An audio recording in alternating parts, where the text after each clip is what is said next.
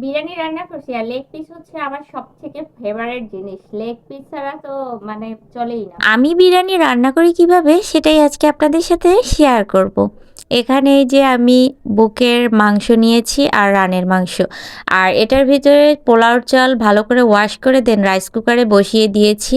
এটার ভিতরে তেল দিয়েছি, তারপরে একটু দারুচিনি দিয়েছি, 2টা লবঙ্গ দিয়েছি অ্যান্ড একটু দুধ দিয়ে দিয়েছি।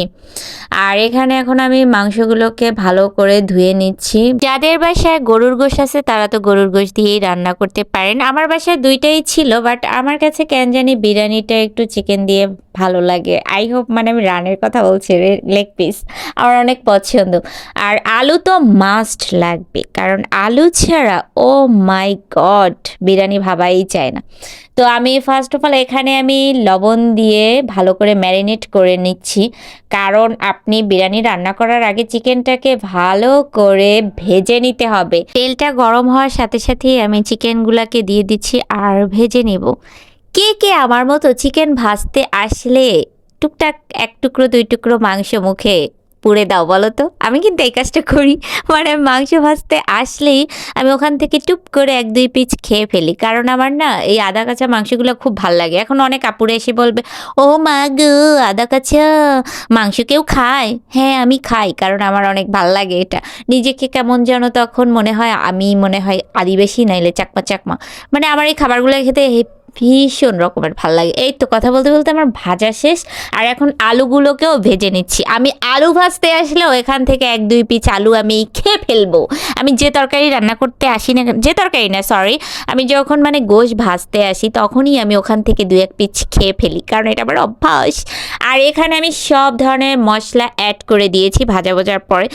আর এই যে দই দিয়ে দিচ্ছি, একটু দুধ দিয়ে দিবেন। তারপরে এখানে বিরিয়ানির মশলাও আমি অ্যাড করে দিয়েছি, একদম গোটা একটা বিরিয়ানির মশলা। ও আচ্ছা, হাফটা কিন্তু আমি আলাদা পোলাও চালে দিয়ে দিয়েছি, আর হাফটা হচ্ছে এখানে দিয়ে দিয়েছি।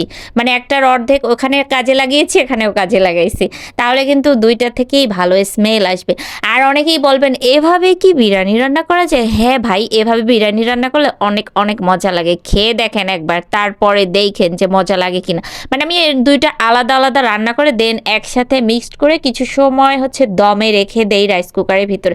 এইভাবে বিরিয়ানি রান্না করে দেখবেন যেই মজা, উফ! আমি আজকে যেই কমপ্লিমেন্ট পাইছি, যে খাইছে সেই বলছে অনেক অনেক মজা হয়েছে। আমি কিন্তু ভার্সিটি বলেন, স্কুল জীবনে বলেন, যে জীবনই বলেন, রেস্টুরেন্টে গেলেই ফ্রেন্ডদের সাথে লেগ পিস নিয়ে একটা লেগে যেত।